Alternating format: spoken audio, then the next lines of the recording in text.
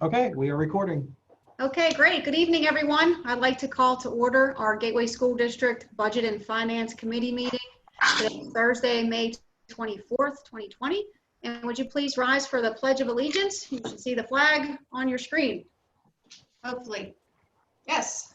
Pledge allegiance to the flag. United States of America. United States of America. For which it stands, Republic. one nation, under God, indivisible, liberty, and justice for all. Liberty and justice for all. All right. Mrs. Crump, since Mrs. Isha is not here, would you mind doing a roll call for us? See who we have present? Not at all. Mr. Caleri.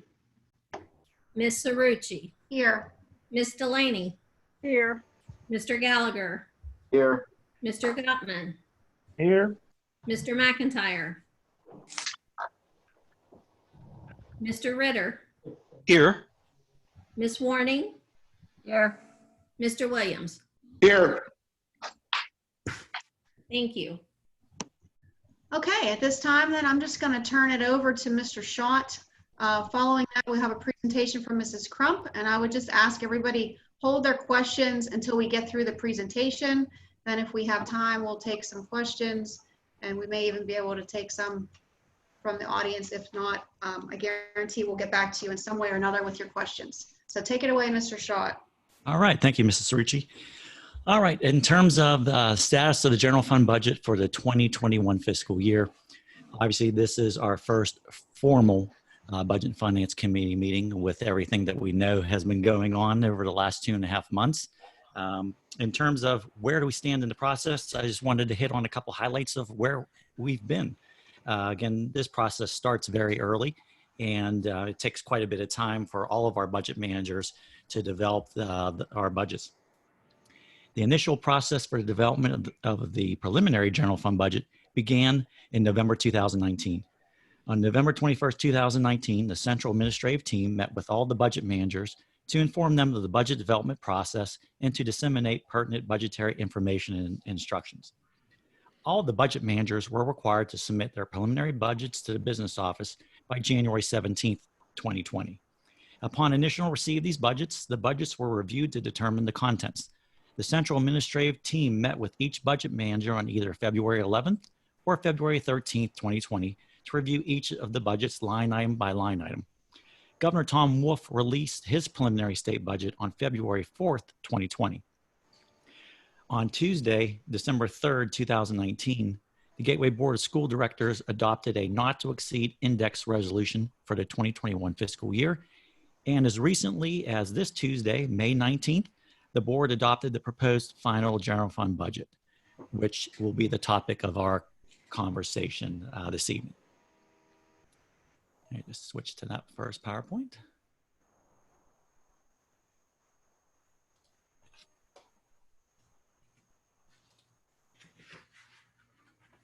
All right. And again, this evening, this is our proposed final budget information for the 2021 fiscal year. These budget numbers are a snapshot as of May 19th, 2020. And again, they tie into the most recent resolution that was approved on May 19th. Just as some information for everyone, the required PD 2028, which is the state document, has been completed. It is currently on the district's website, as well as all of the supporting expenditure line item detail of the budget, as it stands as of May 19th. That is also in 3 sections and is located on the district's website. So again, all that information is out there. This PowerPoint will also be placed out there subsequent to the conclusion of this meeting for everyone to go back and review any of the details of it as well. But again, all 3 of these items tie in to one another. And again, they are a snapshot as of May 19th. I just would like to say that changes have already been made and are ongoing to be made to these items. This budget, both revenues and expenditures, is fluid, and in particular, in light of our current situation that we all know we've been in for almost 2.5 months dealing with the COVID-19 pandemic. Everything, I want to stress that in this proposed final general fund budget presentation that's depicted this evening, is subject to change due to the unknown and the impossibility to quantify all the negative effects of the COVID-19 pandemic on future revenues and expenditures. The Gateway School District is doing its best to build a comprehensive general fund budget that continues to meet the needs of all district stakeholders during these challenging times. And we'll see a lot of these unknowns items as we move through this PowerPoint. Some of the significant issues we're dealing with, if you've listened through some of our other prior meetings, I've read various statements on terms of some of these areas. Again, the unknown magnitude of decrease in collection rates associated with all local tax revenues due to COVID-19 pandemic. I have a couple slides later that we'll see that addresses some of that as well. Significant decrease in excess deposit investment rates and decrease in investment earnings due to COVID-19 pandemic. Again, I have additional slides later that I'll get into a little more of the actual numbers related to that. But again, just significant amounts and the unknown as far as how great are these amounts. We don't know, no one knows. But again, all 500 school districts are dealing with this situation. We're not alone out there by any means. Even going through all this, we still have continued net decrease in real estate assessed value due to successful real estate assessment appeals. And again, we have other slides. We'll get into that a little bit more as well. And actually, this is one of the slides just to highlight that this our decrease in assessed value continues. Now, looking at the screen, the June 14th, 19, the total assessed value, that's where we set the budget last year compared to May 1st when this was put together. This was the most recent information that was available. I mean, there's almost a decrease of $3.6 million in assessed value. So, you know, looking at that equates to a little over $72,000 in money that's gone out of next year's budget, just by the sole fact of the change in the assessed value of taxable property for that. So again, it does add up. So when you have year after year, a little bit here, a little bit there, it really starts to accumulate. Now, again, in terms of total revenues, currently it's $77,448,000. And just to note that that number does not include a real estate tax increase for 2021. Looking at a decrease of $2,821,000 or 3.65% under the current fiscal year budgeted total revenues. Likewise, proposed final total expenditures sit at $78,026,000 even, an increase of $757,000 over the 1920 budget. And again, we'll see where some of those increases are further on in our presentation. So again, taking the decrease in revenues and the increase in expenditures, it results in a budgetary shortfall or deficit currently at $3,578,000. And again, as it sits, as it's shown, balanced through the utilization of fund balance, and we hope to have some additional expenditure reductions as well to try to close the gap on that. As I mentioned before, you know, some of the composition of what this deficit is, again, this is by no means an all-inclusive list, but tried to focus on some of the bigger areas. Again, number one item there, loss of local revenue, a little over $1.3 million. And again, I'll get in a little bit more with that on further slides. We'll be able to see a little bit more. Loss of state revenue, $251,000. We'll also see that on a further slide, comprised of basic education subsidy and special education subsidy. Net increase in employee benefits, net increase in salaries and wages, increase in Forbes Road tuition, increase in charter school tuition, increase in transportation, increase in special education, decrease in technology, and decrease in maintenance primarily through capital projects. Again, these are some of the major items. Again, continued work. District staffing continues to be reviewed, as we'll also see this evening, and adjusted, which currently comprises 69% of the total proposed final general fund budget for 2021 fiscal year. And again, we're continuing to update all expenditures and revenues for applicable adjustments to reduce the budgetary deficit. In terms of cyber charter school tuition legislative reform, again, we hear about it every year. There's things on the table. I am not expecting to see anything, unfortunately, in this area. It would be great if we could see some of the things that have been thrown around in the past and or that I've heard thrown around in terms of different items out there. We've heard of as things ranging from for the cyber charter schools to maybe set a tuition rate. Anything along those lines would potentially give us some very great savings for next year. But again, as traditionally we hear about it, it never comes to light, unfortunately. Something that is really as simple as, and as indicated on the slide, simply mandating that PD update the estimated charter and cyber charter school tuition rates initially calculated with budgeted and estimated numbers by all school districts with actual school district financial and student attendance data may actually save some districts some money for that. And again, there was something we used to have, PD stopped doing it. And I mean, even something as simple as that could potentially save us some money for that. And in addition to the other two items listed here as well. But again, I don't know how the state would be able to, direct pay school charter and cyber school tuition payments in light of everything that's going on in their side of things with the COVID-19 pandemic. We've heard as much as $5 billion the state is looking at as a shortfall. That I just don't know how they're even going to be able to overcome that, even with some of the federal monies that are coming to the state as well. And this slide just depicts where we've seen our various cyber and charter school expenditures and where we are. And as you can see, the $4.2 million is at the highest point currently budgeted for the 2021 fiscal year. As I mentioned before about state subsidies that were proposed, Governor Wolf in his budget had initially proposed an increase of $100 million for basic education funding. I don't expect that to happen.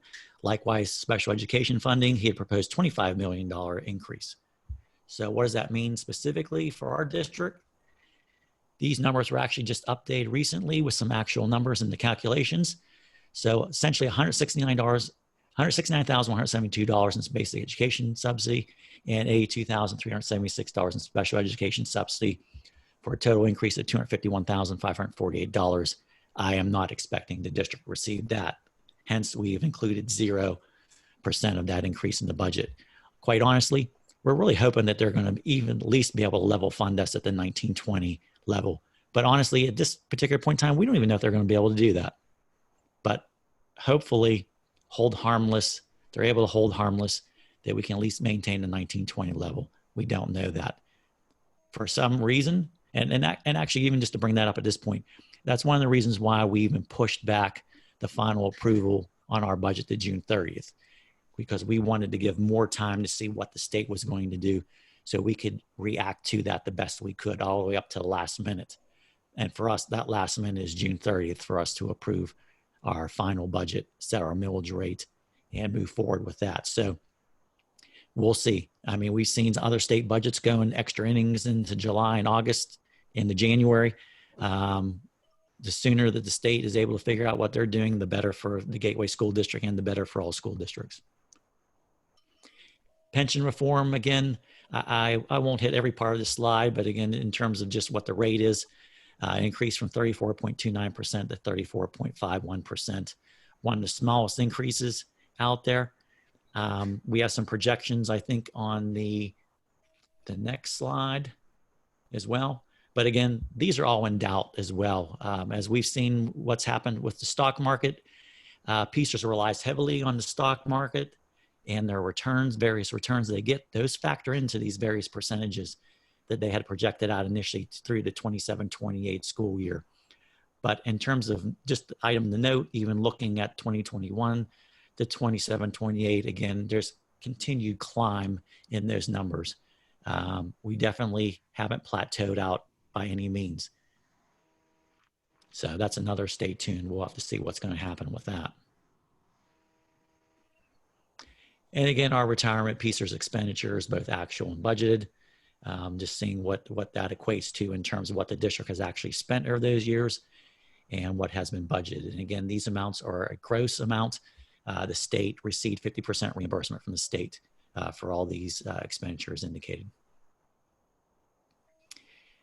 Again, some information compensating major revenue categories. Again, we are very heavily reliant upon local revenues.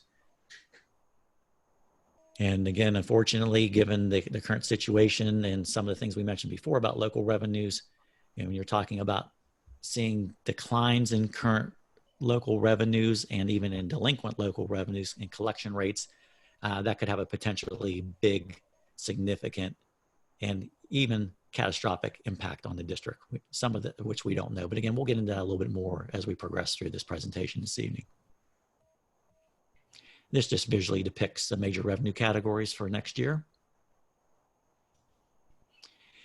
And again, major types of local revenues. Again, current real estate taxes are our largest item out there, followed by the other ones as indicated on this slide. Again, major types of state revenue categories, as I mentioned previously, basic education subsidy, that is our largest subsidy. And also, as I mentioned previously, we have a retirement reimbursement subsidy and a Social Security and FICA reimbursement subsidy. So again, the state reimburses 50% of our gross amounts of expenditures for that. And then the other items listed there as well. And our federal revenue, again, it's our smallest line item category. IDEA funds is our largest, passed through the IU, as well as the other various title funds there as well. Some through the IU and some through the Pennsylvania Department of Education. Our top 10 2021 revenues, again, current real estate taxes, 43.3 million. And again, I won't read every one of those. You can just kind of scroll down through and see those various items on there, and to again, put some dollar amounts associated with each of those combinations of current tax collections and various subsidies as well.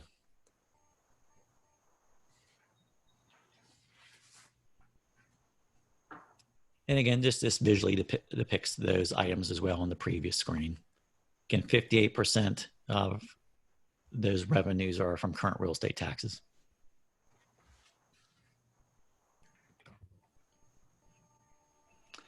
Our top 2021 expenditures, again, employee wages and salaries, over $34 million as well. And then get to see the flip side of the gross retirement and the gross Social Security and FICA, what those numbers are, as well as some of our other larger expenditure items, some of the traditional items we typically see out there as well each fiscal year.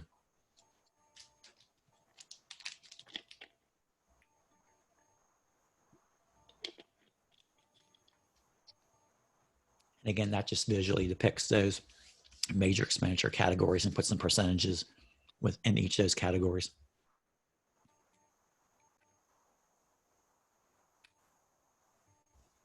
And again, just showing as well, 44% wage and salaries, 26% benefits, 70% of the total budget that we're looking at this evening is comprised of wages, salaries, and benefits.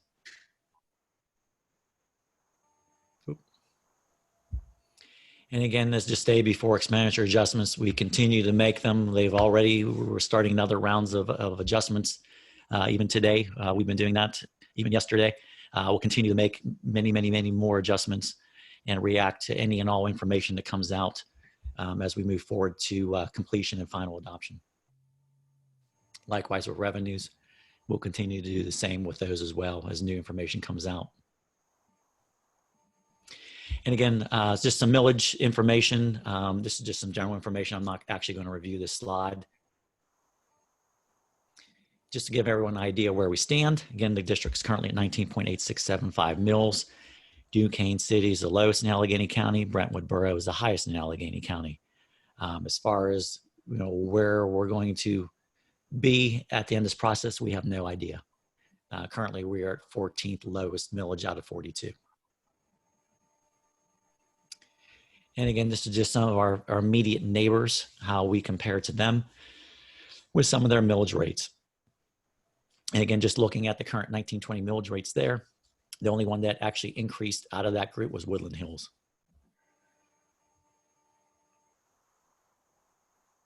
And again, these are just some of the same ones from the prior screen, and then I threw in a few other districts in the county just for comparison's sake, just to get a little bit of a flavor for where some of the other districts fall into line as well, between the lowest and the highest and a little bit in between.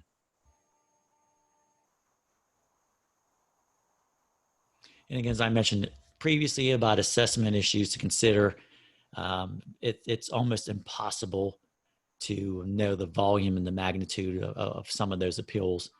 We do get information on the appeals. Some of the appeals, as we've seen in the past, they take several years for them to get through the system to where we know whether we'll get either additional monies from, say, a particular taxpayer, or whether we have to make refunds to a particular taxpayer.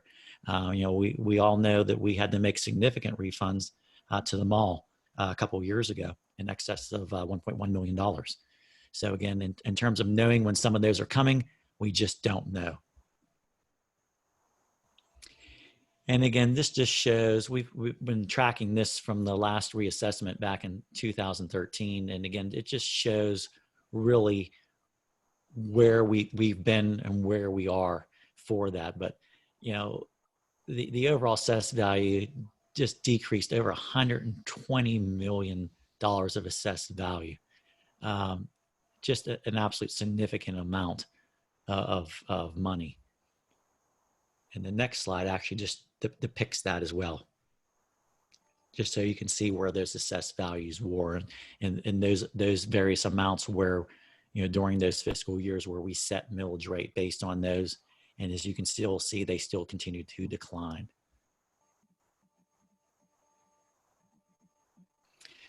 As far as the current year, we've indicated this at the prior meetings. The district is currently permitted to increase the millage rate by up to 3% for the current year. That equates to 0.5960 mills. And again, that could potentially take the millage rate to 20.4635 mills. Now, what that would do, and even in relation to the rankings, again, we won't know until all school districts in Allegheny County set their millage rates, pass their budgets, and then the IU will collect that information and release that to the school districts. And as we always do, we always share that as well once we get that. Again, just a little bit more information in regards to exactly what that means with a 3% index. That brings in terms of putting a dollar amount to that, approximately $1.3 million. And again, that amount does fluctuate on a weekly basis based on the assessed values that we are able to get summary amounts of from Allegheny County. This just shows some historical information that we've had previously. And again, just an item to note at the top of the screen, from the 2014-15 through the current 19-20 fiscal year, those 6 years, the district only raised taxes 2 out of those 6 years. Again, only 2 out of those 6 years. I don't think, as I said before, I don't think too many of our neighbors can say that they've been able to do that. We know of some of our neighbors that have raised taxes every year and even longer than 6 years as well. So wanted just to highlight that as well on that.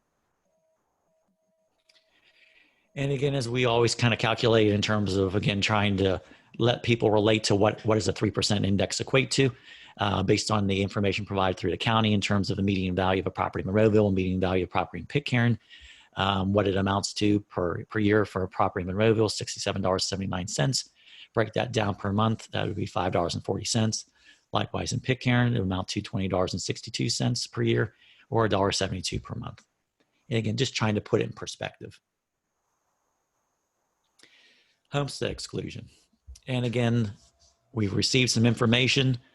The distribution, $1,460,308.29.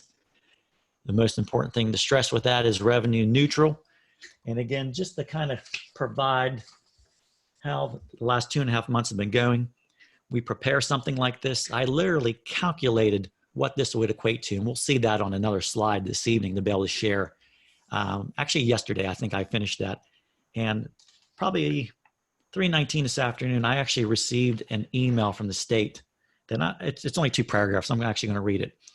That said, due to the COVID-19 pandemic's impact on state gaming revenue projections, on May 19th, this past Tuesday, the Commonwealth Budget Secretary recertified the amount of state-funded local tax relief that will be available in 2021. PDE is preparing a revised version of the notification letter that was sent out on May 1st. This revised letter will contain an updated state property tax reduction allocation and will be posted on PD's website by Monday, June 1st. The revised amounts will also then be, and it continues on about some specific information related to our filing requirements online. But essentially, I'm projecting this amount to go down. I was rather surprised and shocked by that. I really thought that we might see some significant impact on gaming monies for the 21-22 distribution. I really didn't expect to see that for the 2021 distribution. So as soon as that information is released from the state, I'll have to go in and update the numbers that we're going to see here on subsequent slides. But again, I'm fully expecting to see a decrease on that, and that causes some issues as well. But again, just looking at this slide, historically, this is supposed to be a mechanism for the state to provide actual property tax reduction, and supposed, we always hear about property tax elimination. That's just never materialized. The amounts have been very consistent over the last 13 years. And again, we'll see what next year's allocation is, but it's going to be probably expecting to be severely reduced. So I had calculated out $183.10 per eligible homestead exclusion. And again, that number will change. And just how we always do, we always just kind of compare that to what an available millage increase would be, just to show what that is in relation to that. Just again, to provide some perspective in relation to these numbers. But again, this $183.10 will change. Projection of ending total fund balance. Again, these next two slides, I'm not going to go through every one of these items listed here, but again, a lot of things that we always try to go through, and we always try to calculate some of the major big items as we move through the, particularly the last 6 months of the fiscal year. For that, things we know ahead of time, things that are materializing. Again, as indicated here, this actual net number will be greater or less for the analysis. And if any of you have attended any of my prior meetings, you'll always hear me say that, when the dust settles on the fiscal year, and that won't be until September this year, will we truly know what the net projected decrease is on fund balance.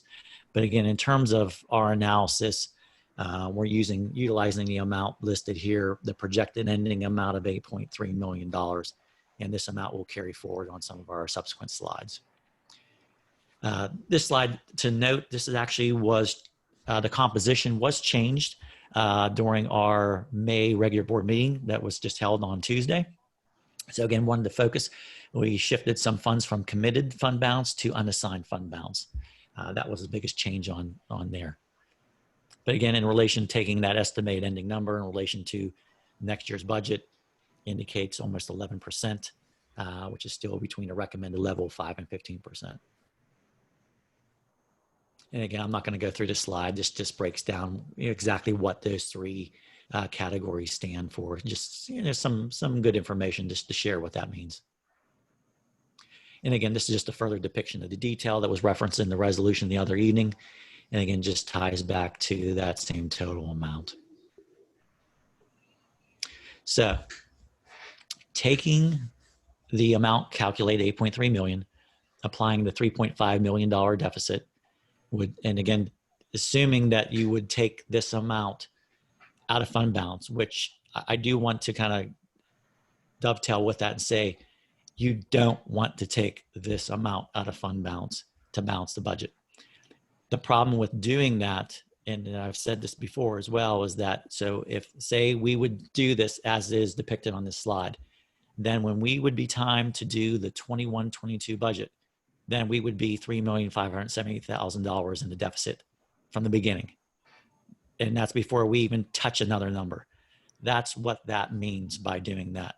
And as I've said before, you want to utilize fund balance in an appropriate manner by not utilizing it in a mechanism to offset continuing ongoing expenditures each fiscal year. You want to utilize it on one-time expenditures or on types of expenditures that are non-reoccurring.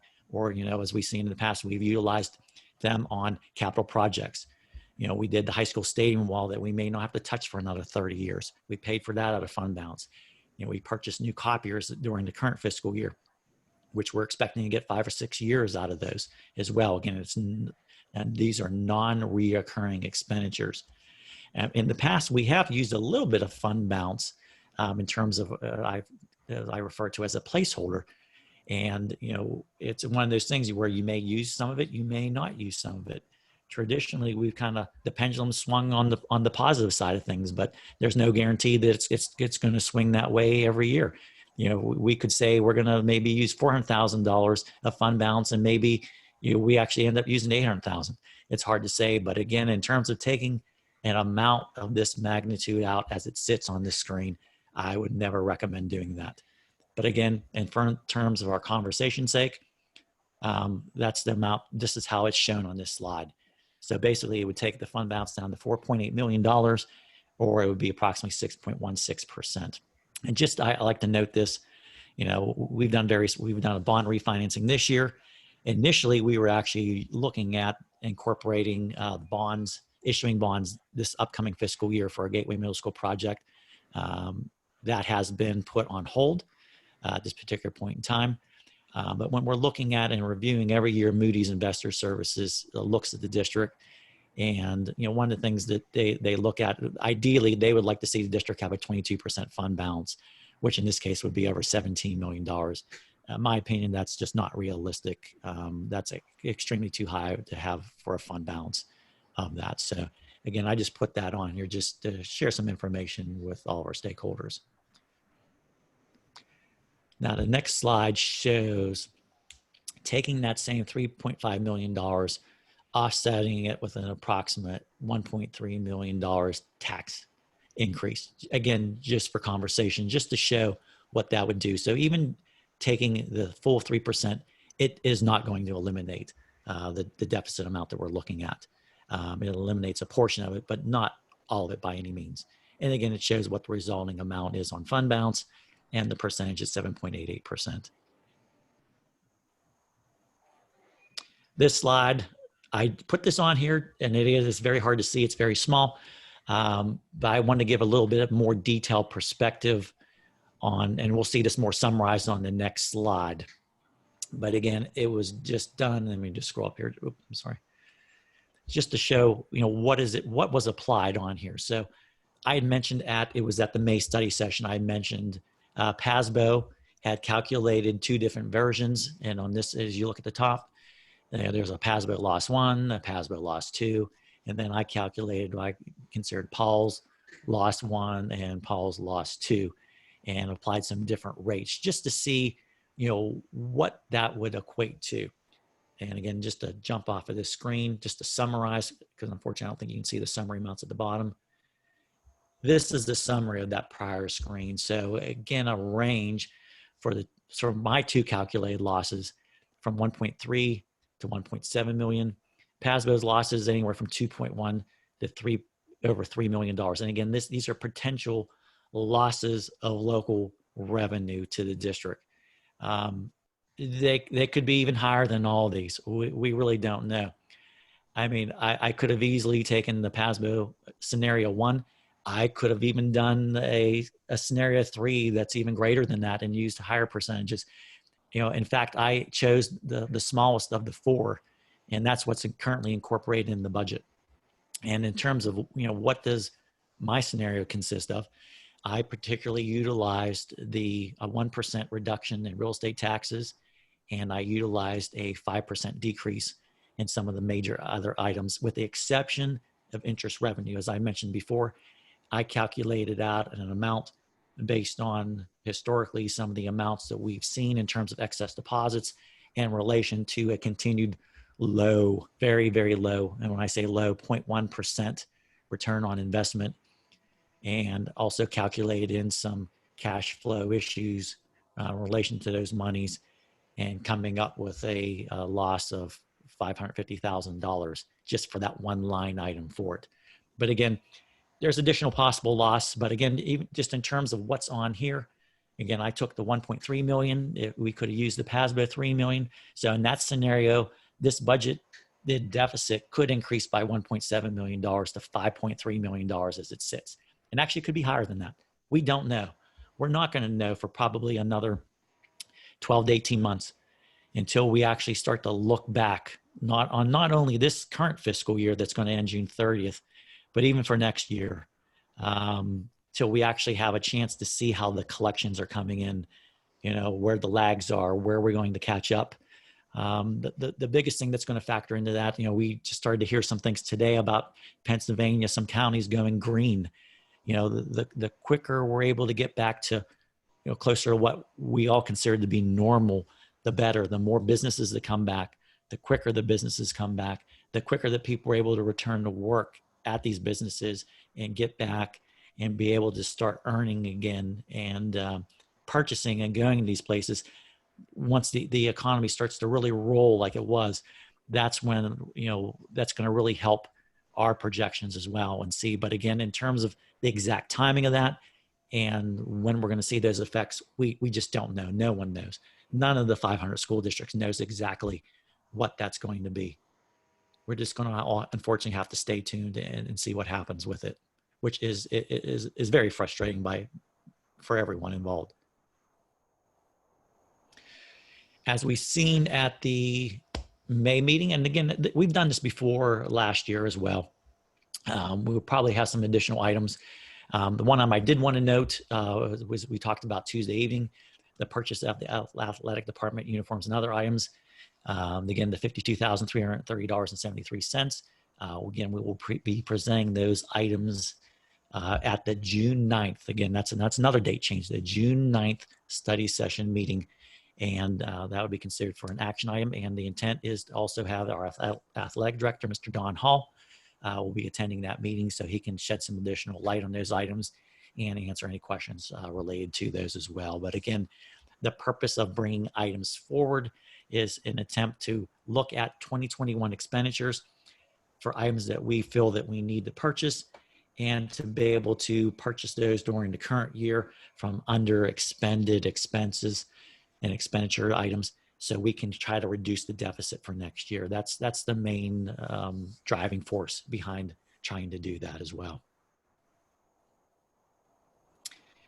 And again, just some information on the budget process. I kind of touched upon these a little bit earlier in terms of where we're going and heading towards final adoption June 30th for that. And again, just some information as well out there, as I mentioned previously, about those various documents that are on the district's website, the 2028, as well as the Excel spreadsheets.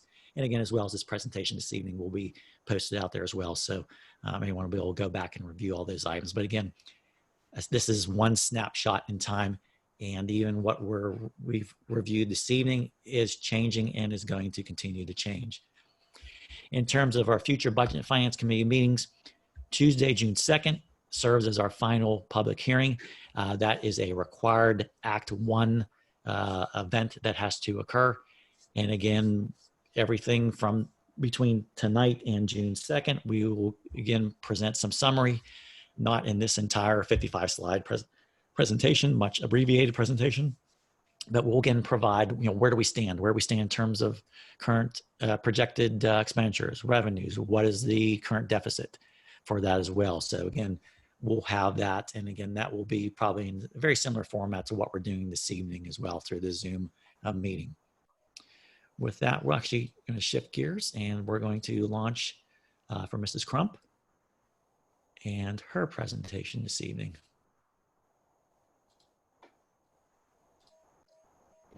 Thank you, Mr. Schott. As he's preparing it, I'll kind of give you an update of our staffing procedures. Central administration and all the principals started to meet in the beginning of January and look at all of our staffing needs for the upcoming school year. We met multiple times in January, February, and March, and then March 13th happened and the pandemic came about. That didn't stop our staffing. It felt like that we were doing Zoom meetings every week based on looking at class sizes and the different programs that we wanted to offer. So even up until this week, we continually look at staffing. To give you an update on where we are in enrollment, we have a slide that depicts the last 10 years of the enrollment. Last year, we did see an increase, which is wonderful for us, but it's not up to what it has been in the last 10 years. And with COVID-19, there's no way to predict what our position is going to look like next year. So in the projected numbers, that's exactly what we have registered in classes as of today. That will change, but we have no way of knowing whether it's going to go up or whether it's going down. So everything that we're working on right now constitutes of where we are today. Before the budget was presented, next slide, please, that we did for next and that we're presenting this evening, we also had several positions in the budget that we took out prior to this. We had recommended an assistant principal position in Moss-Side Middle School, which we eliminated from the budget. We had a technology position that we were actually in the process of interviewing for when all of this happened, and so it has been removed from the budget. We are removing a staff nurse, which is a floater position that's going to be attrition. One of our nurses has retired or resigned, and so we will not be replacing that. All the buildings will still have a staff nurse.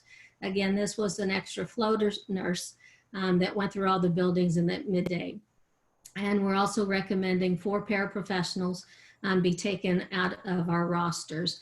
That we are looking at with all of our paraprofessional turning full-time. Those are 4 people that have retired, and so they're going to be taken by attrition, and hopefully with all of the new staffing that we'll be doing with our paraprofessionals and them coming with full-time, that we'll be able to manage that easily.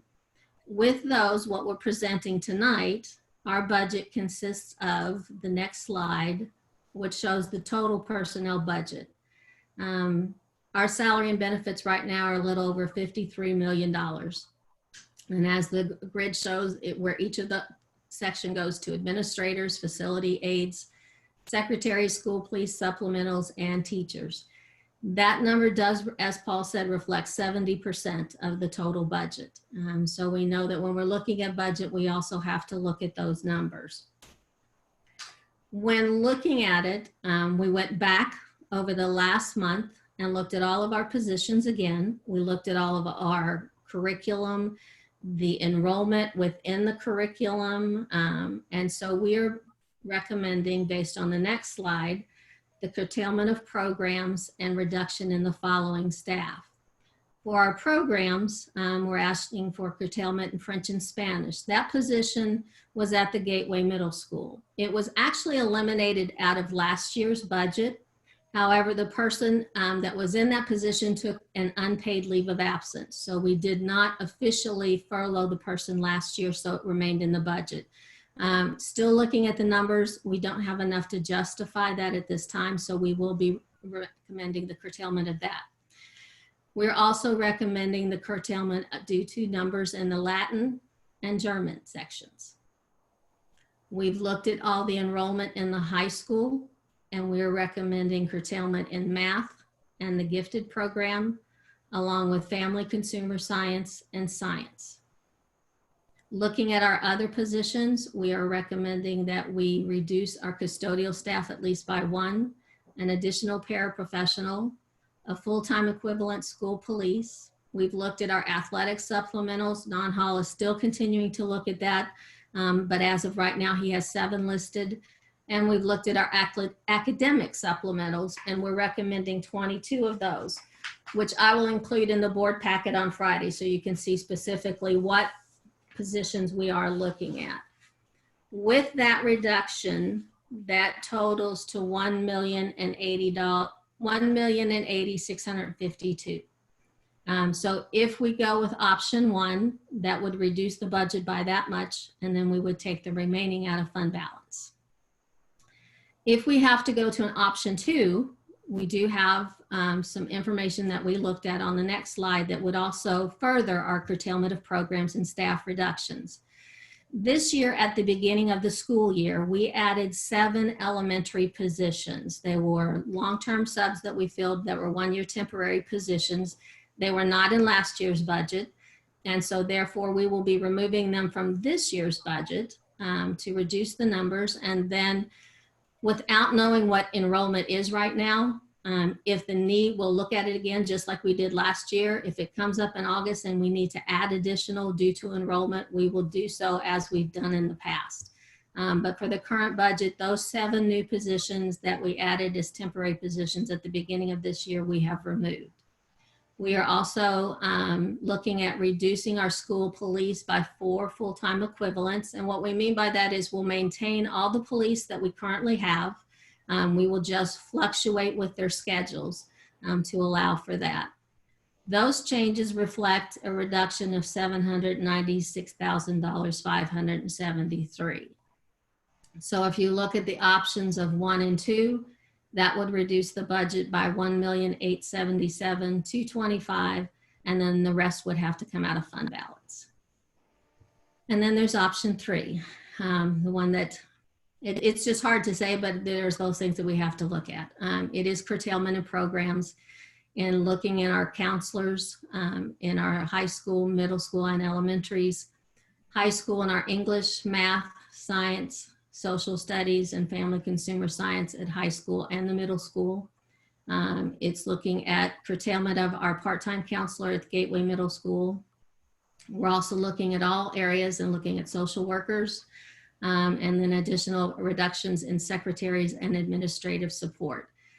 That list equals $1,133,000. And if you did all 3 of those options together, that reflects a $3,010,259 reduction of the budget. I don't have as many slides as Paul does, unfortunately. Mine just has to go to the nitty gritty of it, and that is what we are presenting at this time. All right. Now, if I could just as a follow-up to that, to provide a little bit of additional perspective. Just launch this.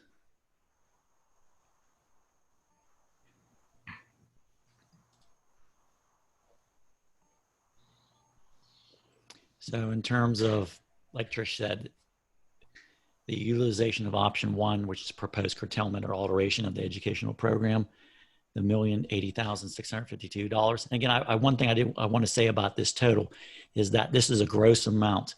One of the things that actually this will be netted, because as I said before, in terms of our expenditures, by reducing this, so the taxes that we pay on these related salaries and wages would be less.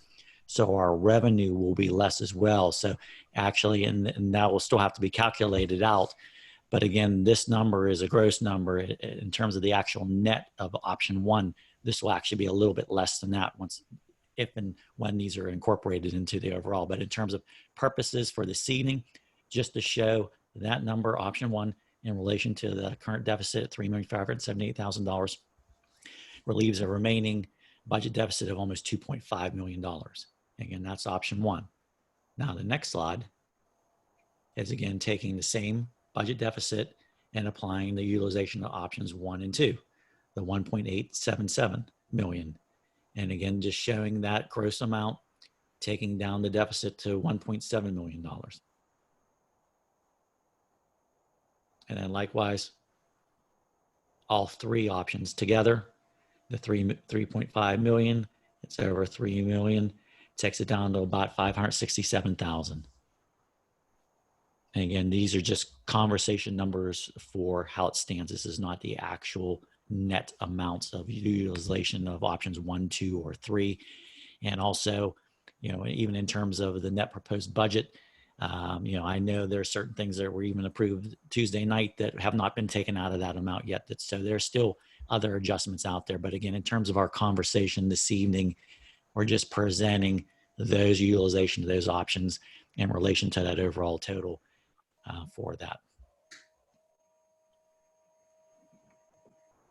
And again, just as a reminder, I put the slide on here again, the next Budget and Finance Committee meeting will be held on Tuesday, June 2nd via the Zoom meeting format. So.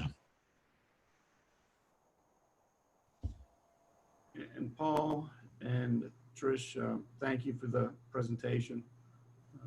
I think we all understand how difficult this process is, and it's something that none of us take lightly. This pandemic has caused havoc and chaos throughout the world. Just happened to see Highmark Allegheny Health Network is laying off nearly 250 people. Businesses are closing within our community, within the Commonwealth of Pennsylvania. There's still a lot up in the air. This is a very fluid system. that we're working with. Really a budget process that none of us have ever been involved in previously to the extent that we're looking at it right now. So this thing is fluid.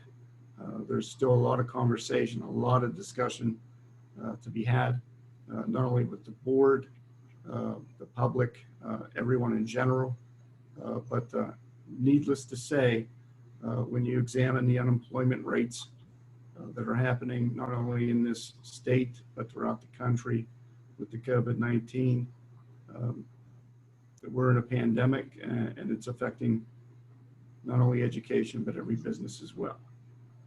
So we're going to continue to work through this and continue to communicate with the public moving forward.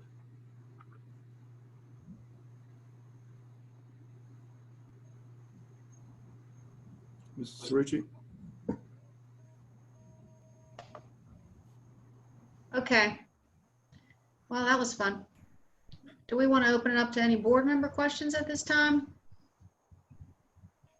Mary Beth, this is John. I'd just like to say that it's Paul's and Trish's job to tell the board and the public exactly what the situation is, so the board can have the best information before us when we make our difficult decisions. So we can't blame Trish or Paul for telling us the exact state of the situation and to offer us various alternate recommendations. The board is the one who gets to negotiate, chew on it, and do our level best to pick the best path forward. So thank you, Trish. The whole board thanks you, Trish and Paul and Dr. Short and the other superintendents, all of you. Heather, thank you very much for giving us a very accurate picture of the difficult road that we have in front of us. So thank you. Can I ask a question? It's Valerie. The $590,703 emergency funds, is that included anywhere? No, not currently. When that comes through, those federal funds, and we're still kind of waiting to see exactly what the state's going to do with that. We've been hearing different things through our state association, PASBO. Those funds may come through in June. They may come through next year.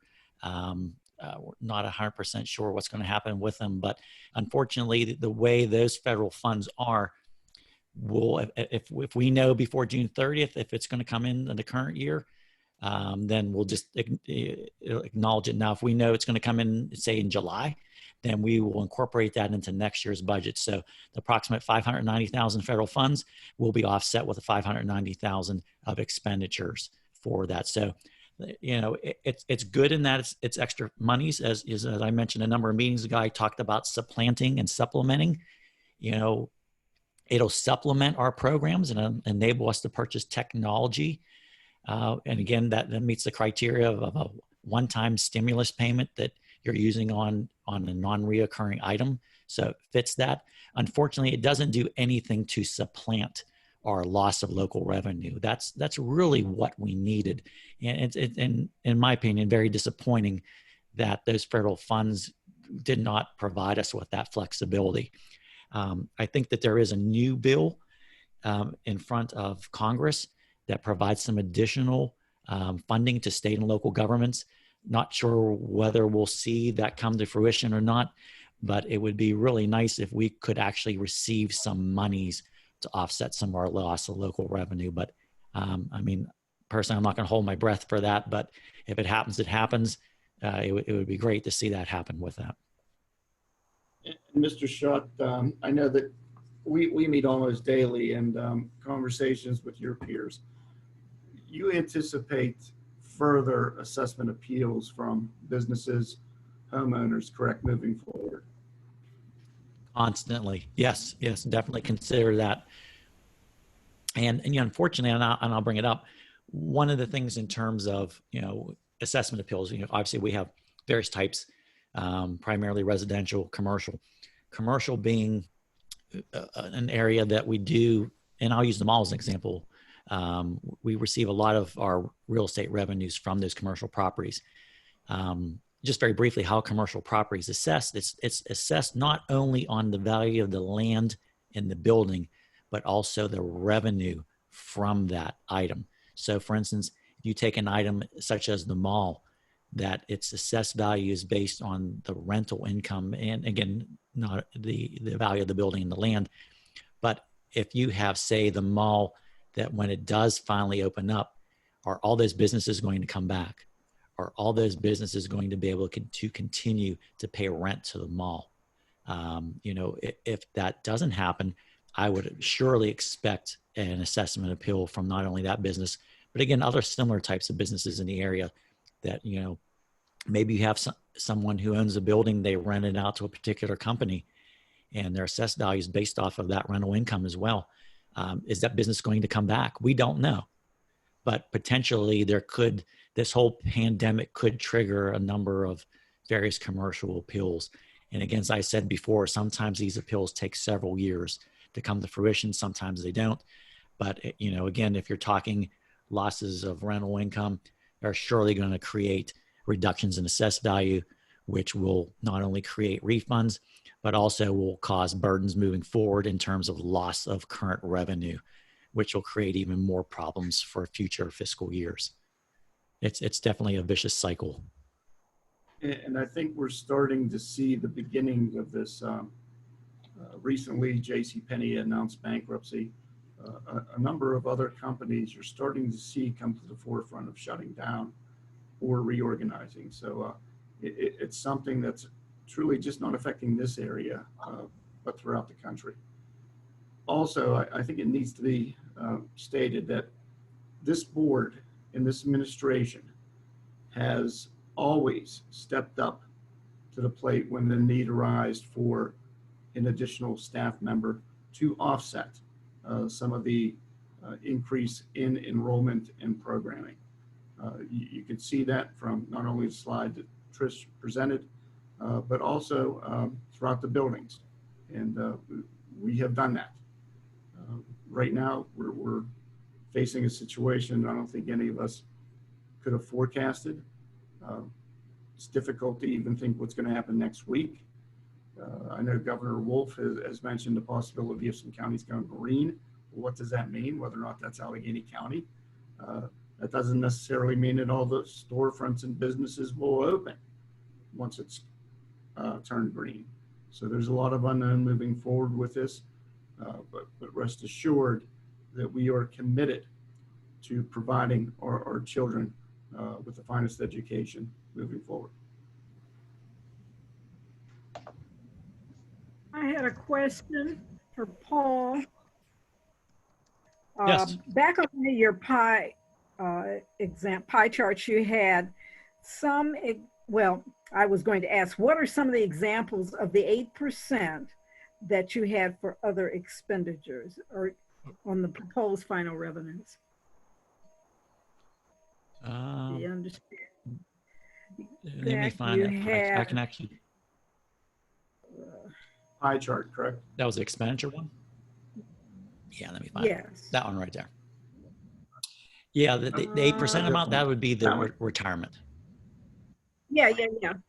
Oh, that was Peasers? No, it said on there other. Oh, okay. Others. Oh, yes. So I'll tell you what, let me go back to this slide right here.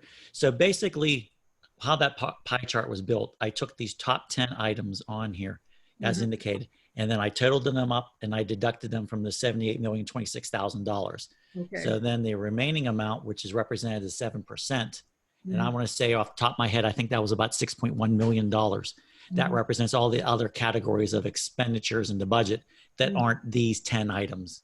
Or I'm sorry, with the revenues. Actually, I'm on the wrong side. There we go. On the wrong one. But yeah, that's how I came up with that. And I did likewise with the revenues. Revenues and expenditures were done the same way. Again, took the top 10, added them up, and then deducted them from the total revenues, total expenditures, and then the other portion on there, for instance, in this case, 8% other expenditures is representative of those as well. Oh, okay.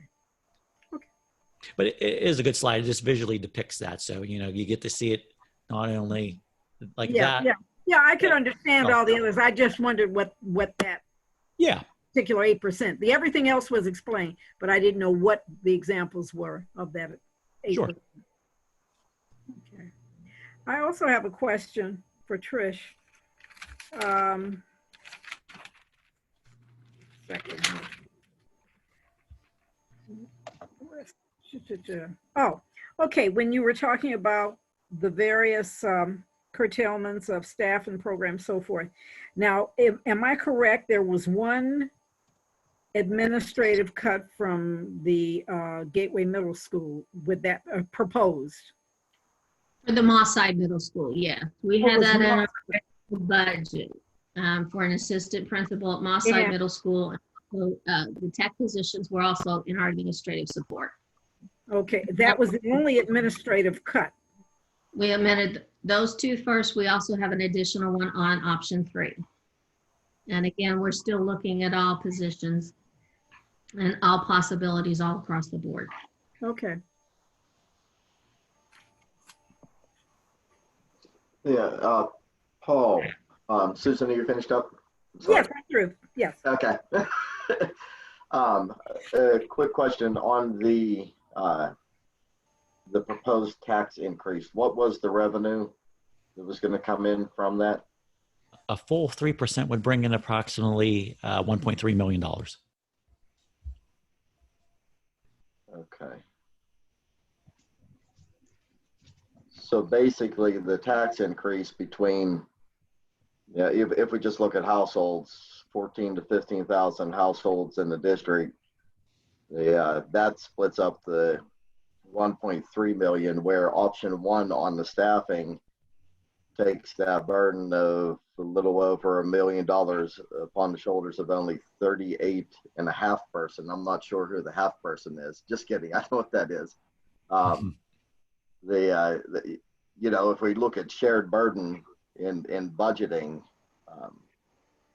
that's a large amount to balance the budget on the shoulders of 38 and a half positions compared to 15,000 households. I agree.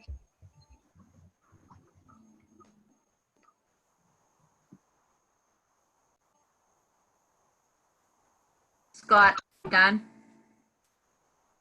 Go ahead, Valerie. Okay, you know, I'm just going to reiterate, they're showing a cut from Moss Side Middle. Now, we never had anybody there, and also the tech guy. We've never had them. So even though you It's not really budgeted, a cut, it's an elimination of a position we were going to hire. right, but we never did. So Right. money was never put out. And, you know, I don't want to be the bad person to ask this, but we're looking at the cuts from that's going to affect students. What about, and this is nothing against anybody, Dr. Short, you know, you guys, upper administration. I mean, I hear, you know, it's very heavy. I see what, you know, is done, but there's nothing showing there that's going to affect anything in upper administration. I mean, was anything looked at that? So at least, you know, airing it, you know, what would be questioned or anything like that, since everything always seems to hit the teachers, which affects the students. You want me to answer that a little bit, Bill? Do you want to? Good. I was going to say in some sidebar conversations with some board members, we talked a lot about trying to balance this evenly among everybody. And one of those ways was, you know, nobody wants to raise taxes on our community during a crisis. And when we talk about our residents, I was going to say, Mr. Gallagher, we have to remember that our community is heavy with business and commercial, and raising taxes on them is difficult. But you know, it's hard to ask your staff to cut, or we even talked about asking everyone to take a pay freeze for a year, and that it's not really fair to ask everybody to take a pay raise for a year, including administrators, if we're not passing off some of that burden maybe to the taxpayers, maybe we have to look at a balance of a partial tax increase. What if we did a half, 1.5% or 1%, and then we asked in lieu of that for pay freezes from administrators, teachers, employees. But the problem is that contractually, nobody has to do that. Contractually, we would have to ask them to do that, and they would have to agree to it. So that was something that was discussed about how it would affect possibly, administrators or other positions, if, the board decides they want to ask somebody to do that. But if you're going to do that, you have to try to figure out a way to make everybody share the burden, in my opinion, equally. So that's all I have to say.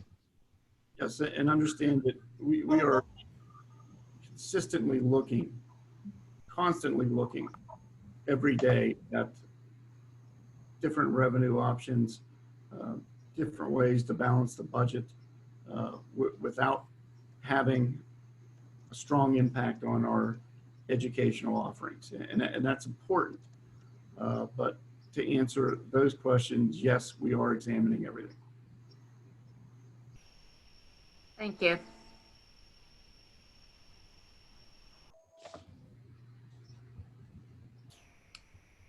Anybody else? I'm just going to say another thing. I'm looking to see the social workers. Just talking with them when we were doing this backpack program, there's not enough hours in the day for them to touch base with all the needs that are there and situations that they're dealing with when these kids come to school and everything. I'm just saying, I think that's going to be like trying to eliminate a counselor also. These kids that we are dealing with now have a lot more issues than what was when my kids were there. And I just hope it does not affect the students.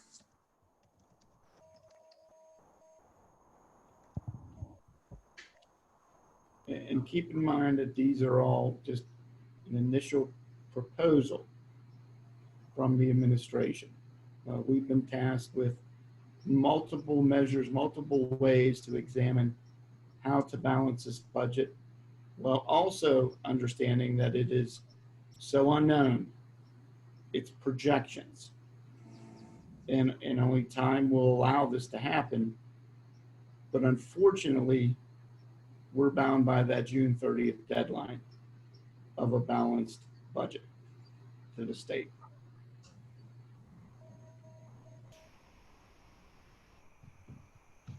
Well, this is kind of an overview for everybody, just so, all of you people that are watching this meeting, this is kind of the first time the board's seeing it too, and it's an overview.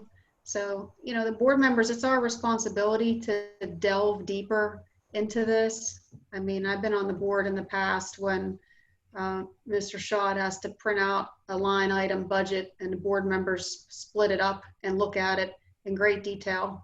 And it takes a long time, but we're a team, and I think we all have to do that. And we certainly have to delve deeper into this. So we're not going to have answers tonight. This was an overview. We have 3 scenarios. Everybody needs to think about what areas you want to cut, what areas you don't, how you want to proceed, which one of these 3 scenarios we want to go with that we think is the most realistic. And then by the end of June, we need to get to the goal. So that's the plan. Anybody else have any comments? Are you still going to try to consider any other scenarios? Absolutely. We're consistently looking, monitoring, watching, adjusting, reminding everyone this is a snapshot in time, what we're looking at today. This could quickly change as it did on March 13th. When the lights went off and we had to go online, and then eventually everything for the remainder of the year shut down. So absolutely, Mr. Delaney, we're constantly looking at this. It can change. In my estimate, it will change. Well, and the other thing is this gives you kind of a general overview of some areas of cuts that administration has put forth. And we said we wanted different scenarios.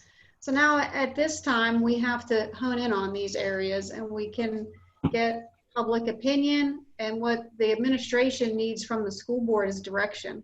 You know, if the school board says, okay, unanimously, the feedback we're getting is there's absolutely no way, you know, we're going to cut a counselor or a social worker. We need to cut something else. That's the kind of direction that Mr. Short is going to be looking for from us, correct, Mr. Short?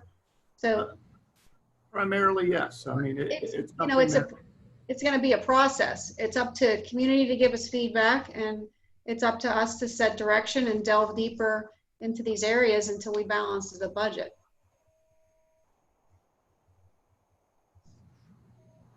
Then, of course, as a board, with communicating with the public, we have to decide whether or not it's fund balance, partial fund balance, tax increase, partial tax increase. A lot of those questions are going to be debated, pondered, and ultimately determined, which in line affects what we do with staffing. Mary Beth, this is John. Could I take a few minutes? You sure can, Mr. Ritter. Sure. I put in a little chat window here an update that we received from the PSBA's Nathan Maines. He's the president. He interviewed Lori Kelly from PSNAP, that's Pennsylvania Association of School Nurses and Practitioners, today, along with Cheryl Pfeiffer, the liaison to the National Association of School Nurses. So Nathan asked the question to the nurses that we've all been trying to ask: how do we possibly get the kids back to school in a safe manner? So the leaders of PA SNAP scratched their heads and said, it's really, really, really difficult. The notes that are coming from the CDC, from the General Assembly, from the governor's office, from the federal government, it's blisteringly difficult for nurses to sort through all of that and make solid recommendations, because much, much, much too much is up in the air right now. So the nurses have the clinical expertise.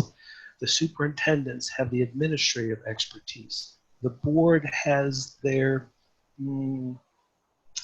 eye on the task of educating children and keeping them safe. And so I've been raising these concerns with candor, fervor, and frustration on many of the conference calls that I've been on with the PSBA leadership over the last couple months. And Dr. Short and some of the other folks, we met about 2 months ago. We went over some of the health-related concerns that surround all of these things as we listened to a leader from the Pennsylvania Department of Education try to give us direction in the midst of an impossible situation where he couldn't give us direction. So we're all very, very frustrated. So just let me, if I may, point you to the website where folks can go out and listen to that professional update from the school nurses. You would go out to www.psba.org. I'll say it again, Pennsylvania School Board Association.org. So that's www.psba.org. And then navigate yourself to Advocacy and News, then the daily edition, then today's daily edition, which was May 21st, 2020. Go about halfway down the page and you can click on that little about 15, 20-minute interview. Get this from the clinical perspective from the nurses themselves. So I also made a recommendation to many of the leaders of PSBA across the state that they have their superintendents and administrators include a school nurse on some of the decisions. When I brought that up, everybody said, you know what, that's a really, really good idea, because we need the latest and greatest direction from the school nurses and leadership that's coming from them to find a way to get the kids back to school, if at all possible, under protocols that are cost effective and actually do really, really work and are not just showcasing or offering placebos, so to speak, because we want our children to be healthy, and when they go back home, to not take a disease back to the home with them.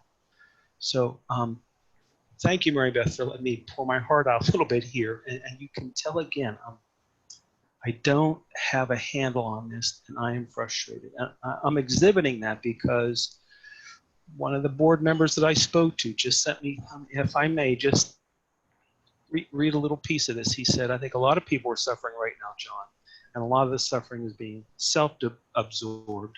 I believe this problem is going to show itself as we try to reopen our county, our states, and our schools.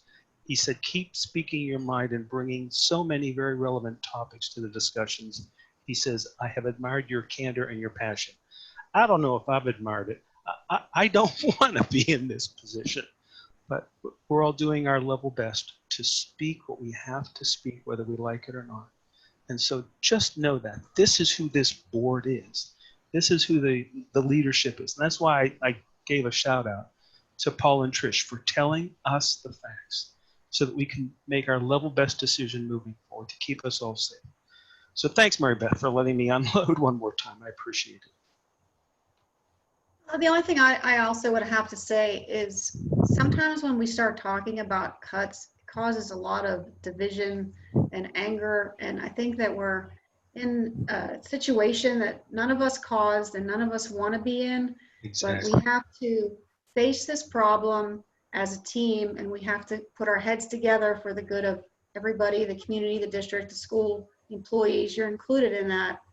And we have to not let it divide us. We have to unite right now and come up with the best solution for everybody and not blame each other and not fight with each other about it, and try to unite and not divide. That's what I would ask. I would ask that we have a lot of very intelligent people here who have good ideas.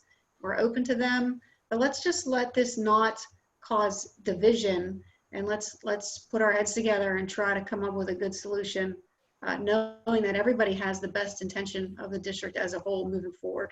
Yep. Well said. Well said, Mary Beth. If I could also add that we have positioned ourselves, this school district financially, over the last 10 or 15 years in the position we're at right now.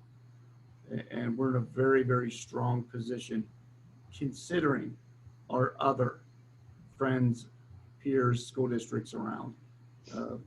We have done an excellent job. We've been stewards for the community of the taxes and the funds for the education of our students. We provide an outstanding award-winning education. We recognize that is why we're here. We're here for the children. And this pandemic will pass. I am very much an optimist, but we must meet it head on right now, determine what's in the best interest moving forward, and hopefully get everyone back to work, back to school, so we can move on and continue with what we do best for kids. Yeah, I certainly hope if we have to make some furloughs or we eliminate some positions that it's temporary and that we have the hopes of bringing them back when this is over also.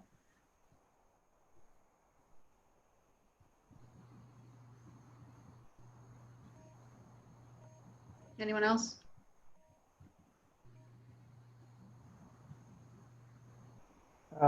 Yeah, I just want to, say ditto to that. I mean, I'm really hoping we can bring back as many, teachers and staff as possible after, we get through this budget here.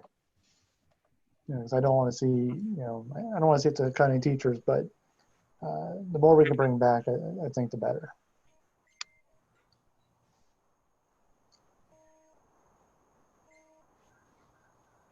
Well, I don't see any other questions from the viewers. I know I sent a couple answers out to a couple people privately. Is there any other questions? If not, I'm give one more call to the board members for questions or comments, and then we'll probably adjourn and just ask you to think about it and submit your questions that come up after the fact to the board, to the administration, to Dr. Short. And we'll just keep pressing forward through this. Thank you, everyone. All right, I guess we'll have a motion to adjourn. So moved. Is there a second? Second. All in favor? Say aye if you're in favor. Aye. Aye. Anyone opposed? All right. I guess we're adjourned. Thank you, everybody. Thank you. Guys. Bye-bye.